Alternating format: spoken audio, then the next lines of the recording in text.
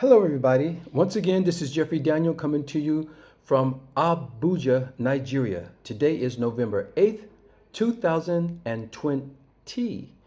Once again, before I get started, I would like to thank everybody who drops in and leaves a comment, giving me your feedback, listening to my perspective. And I'm listening to your perspectives too. I really appreciate all of the feedback that I'm getting from everyone. I appreciate it very much. If you guys want to leave your likes there, if you guys want to subscribe, all that, hey, the door is open. It's all yours, okay? So, you know what? I actually started writing a post before the election results came in. So it really wasn't about the presidential elections. But since yesterday that the results came in, well, then I guess now I should address what's going on because Biden and Kamala Harris have won the 2020 elections. We have a new president and vice president, okay? So I guess I'll have to address this as well. I'm listening very carefully to both sides, both the Republican and Democrats' view concerning both parties and both presidents. And I feel both sides have very valid points to consider. Me personally, I don't endorse either party. My concern would be based on the individual candidates, not the party. I have been alive for 65 years and have seen very little to nothing done on behalf of my people in America from either the Republicans or Democrats. You know what? I would be more inclined to support the Black Panther Party or the Nation of Islam because those are the only parties that I've seen that have created an agenda explicitly for the concerns and condition of me and my people in America. So I'm just being straight with you. I'm keeping it 100, okay, as they say. So here we are choosing, arguing over, and voting between the better of the two evils. I never advocated not voting because I'm sure if we don't share some level of participation, our presence would hold absolutely no merit at all. So in our attempt to find social inclusion, we vote. So if you ask me, is Joe Biden the answer for our nation and the cure for my people who still remain in a state of stagnant disenfranchisement after 250 some years that the United States has been a republic? I'd have to say, no. You see, it's not up to Joe Biden to change our fate. It wasn't even up to Trump or Obama to bring us out of our economic and social inequality. It's always been up to us. It's us that have to band together and put aside our religious differences among our own race, put aside our hate for each other when we see one of us climb out of the poverty line. We need to be organized as a race and a socio-political group as the Jews are, as the American Chinese and other races are that are prospering in the Black communities. It's up to us Black taxpayers because we didn't arrive in America after it was established as a country, but we've been here since before its inception and helped build this country with our hands, blood, sweat, and tears, fighting in every war this country has fought since its War of Independence. Now, if you ask me, can Joe Biden and Kamala Harris be a conduit to help bring about changes that we need? Then I'd have to give you a resounding yes. I believe they could be as much of a champion of change as any president prior to them could have been if only we, Black people and people of color, would stop acting on emotions and superficial sentiments. It doesn't matter how friendly a politician's smile is, or how many babies they kiss, or how well they rock and clap together on beat when they visit our local churches. The bottom line is, what program of progress for our people can they enact into legislative laws and help bridge the financial gaps between the ethnic families compared to the privileged white families in our own cities across America? That's the bottom line. Yes, Biden does seem more like a sentient being than Donald Trump, and I'm sure he has sincere intentions. But it's up to us to get our act together and make sure we lobby and push to make sure that we are included in those good intentions. as a collective people, not selling out like we saw some of these rappers trying to do for their own individual financial gains because they happen to be in a higher tax bracket.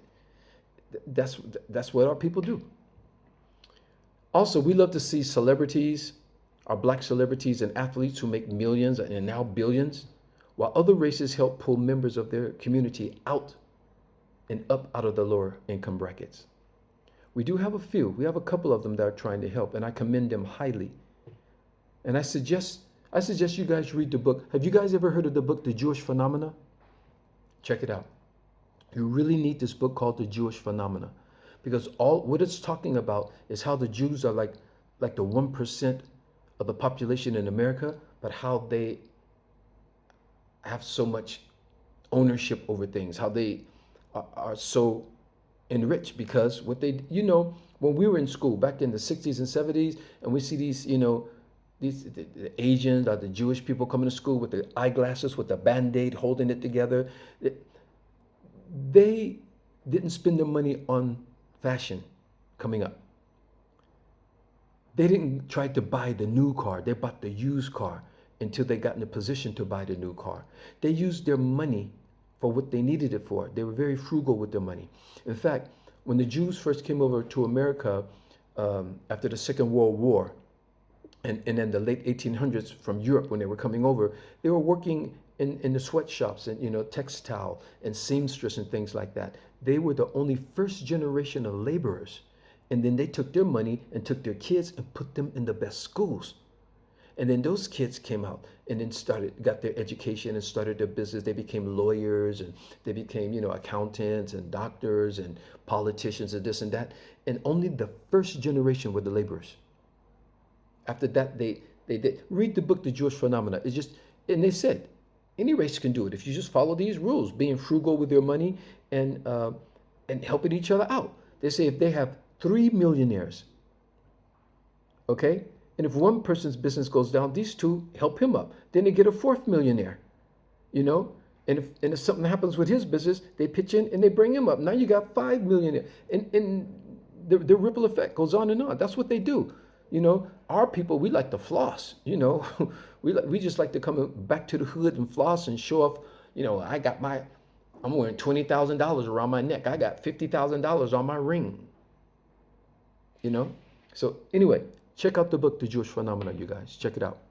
All right. Now, it's safe to assume that Trump and his more fanatic supporters, I'm not saying all Republicans, but I'm saying Trump and his more fanatic supporters won't be ready to just join hands and sing "We Are the World" anytime soon, just because Joe Biden has good intentions. But Joe Biden is extending an olive branch for peace and unity to all Americans. He's trying to unite the nation and help galvanize us into a united, patriotic people. Will they go for it or not? Yet to be seen. As I said in my previous post, universal law has put us all on pause with this pandemic. So it's now up to us how we climb out of this crisis. I had a vision that we can climb out of this pandemic with a fresh new attitude and be better than we were before it struck our world economies. Biden said he'd like to save the soul of America. Save the soul of America. I think that's his new slogan even, save the soul of America. And I pondered on that phrase and I thought about it. And I thought that if America honestly wants to save its soul, then I think it better start with the indigenous people who were here long before the Europeans invaded. Then with the people who were brought here to work a lifetime of hard and free labor that built the country's basic economic infrastructure, because that's the soul of America. If you're just thinking in terms of, well, the forefathers or, just the people in the army, that's a fraction of it. But the soul of America, I think you better get with the indigenous people and the people who built that country. And until America does right by these amazing human beings that it has victimized for centuries and still continues to oppress today, the country will never be healed from its perpetual social and racial unrest. What have we seen over the past 400 years? That we've been there, the past 250 some years it's been a country, continuous social and racial unrest, generation after generation. It's always going to be handed down because you're not getting to the core of it. You're not addressing the core of it. You're not putting it on pause as universal law has us on pause. You're not putting yourself on pause to go, you know what? I think we need to stop and let's do right by these people that we came here and massacred so we can have this land. So the people that we came and just brutalized to build this infrastructure for us. You know, what did they say? Testimony is good for the heart, you know. Redemption is good for the heart. I think you guys need to redeem yourselves. I think you need to get those ghosts off your back and stop pretending like they're not there, because it doesn't pan out, it doesn't work. It comes back to bite you continuously. Now, do you want our future generations to continue going through the things that we're going through with this Black Lives Matter and, no justice, no peace, and all these racial unrest, all these social unrest, all these economic unrest? We're just going to hand that down to the next generation, the next generation. This is what? It's going to be the year, 35, 25, going through the same things. But if we take time to address, as Joe Biden says, and I like that. I'm down with that. But you can't just address a portion of America and feel like, okay, this is the soul, and just leave everyone else, No. If you're going to do it, do it. I would say, you're going to do it, you got to do it right. Got to do it right. If you're going to do it, go ahead and do it. We have a chance. We're all on lockdown. We got to get out of this pandemic. We're still finding ways to deal with this whole thing about, what is it? The vaccines and cases coming up. People are scared. We don't know what's going to happen. We have a perfect opportunity now to try to really heal the soul of America together. I think that'll be amazing. It'll be amazing. So let's see how that goes. Let's see how deep they're really willing to go to heal the soul of America, to save the soul of America. Now, the one thing that I can unequivocally credit Obama and Joe Biden for is changing the face of the highest office in our government. We're now witnessing a more important role in our government, including people of color and now gender, making Kamala Harris the very first female vice president in American history. Ladies, this is your time, ladies. This is your time, ladies. We're going to see, Hillary Clinton ran for president. That would have made her the very first female president in American history. And that didn't pan out for her. But now we're going to have our very first female vice president in the history of America.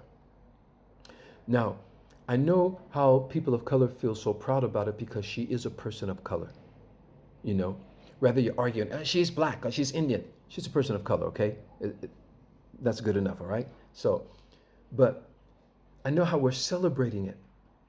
And I don't know how white America, especially those fanatic Trump supporters, I'm not saying Republicans, okay? I'm saying fanatic Trump supporters. I could imagine how they probably look at it like, you see, they're letting people of color get in. You guys have to understand, America isn't just your own private little exclusive club for just one race. America is a multicultural,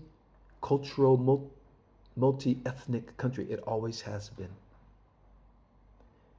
And that's what you got to deal with. And the moment that you allow everyone to be inclusive, and that I said that in a post before, that our government should reflect the population, because the population, we're a multicultural society.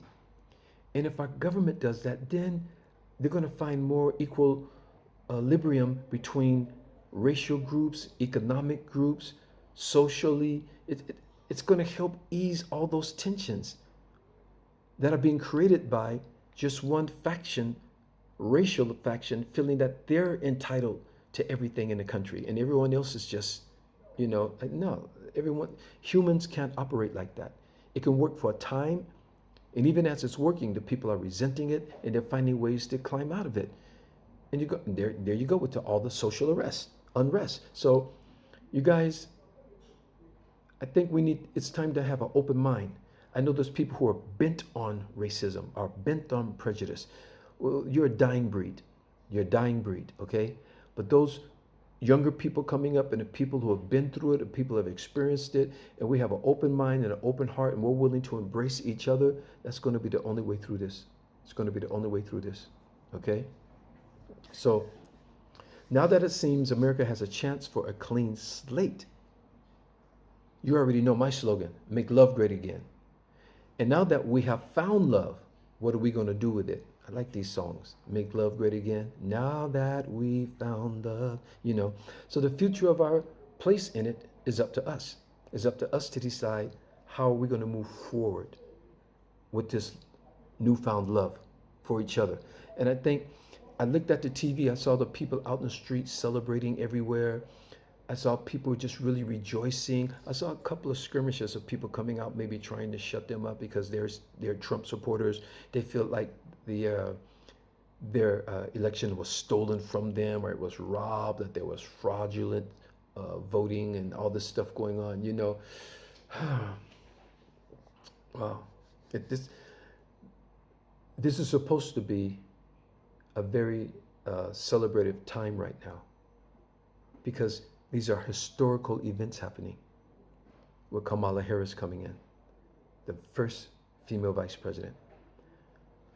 The way they call him Sleepy Joe, but my God, he might be Sleepy Joe, but he woke America up, didn't he?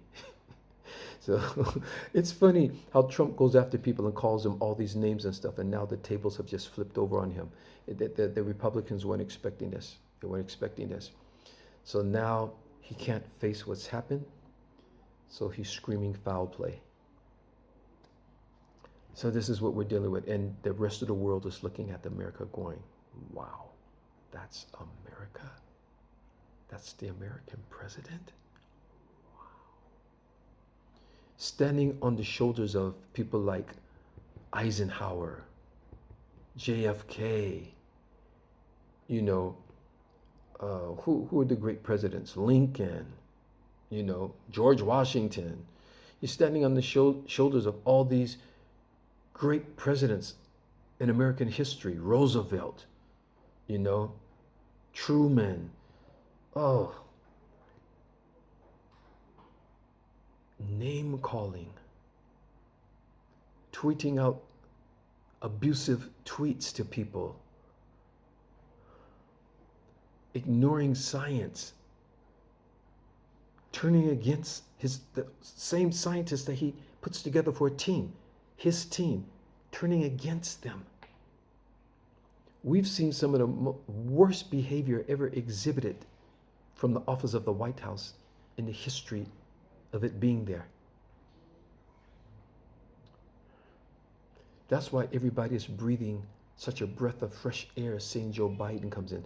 Joe Biden seems like a very sentient human being. He has empathy. They used to say like how he used to hug people, and they tried to turn it against him, like trying to say like he was being, like too intimate with people, something like that. What would you prefer, a hug or a verbal abuse? The guy is just a passionate person. He's a family man. He's been through hell with his family. He's seen the worst things happen to him. He's run for, I didn't know that he ran back in the 80s. And I think back then they were saying he's one of the youngest presidents to run, which now he's the oldest president to come into office. So even that, he's like, breaking ground, whether it's a positive or peculiar thing, I don't know. But anyway, but that's what's going on. So I was just thinking about it. I just remember the names that Trump was calling him, Sleepy Joe, and he's the worst candidate ever. The worst candidate ever just collected the highest votes of any presidential candidate in the history of the country. worst candidate ever. Okay. So, anyway, I'm going to save the other post because there's some things I really want to get into about what is really our worst fears. What is our worst fears? If you guys want to get a jump start on it, I challenge you guys. Our European people, I hate the misnomer, our white people, our white family, our Asian family, our black family, our Latino family, I'd like for you, why don't you guys type in there below in the comment section. Type in, what are your worst fears? I'd like to know. And I'm going to tell you guys my perception and my assessment of what all of our worst fears are, okay? I'm going to do that in another post. That's what the initial post was about. But since the results came in, I had to weigh in on the election and talk about that. I'm far away from home. I'm over here in Nigeria, but I'm watching everything. I'm keeping up with everything. I'm still connected with everything. I talk to my family on a daily level. My daughter keeps me in touch with everything. My grandson keeps me in touch. You know, I got good people over there that's, you know, keeping me in the groove of everything that's going on. And I thank you guys for that very much. I love you very much. And I'm still, you know, going back and forth. I'm riding with you. I'm still riding with you. But now we're going to be riding with Biden. But I think we need to brace ourselves for these next 2 months, the last 2 months that Trump has in office. We just don't know what to expect.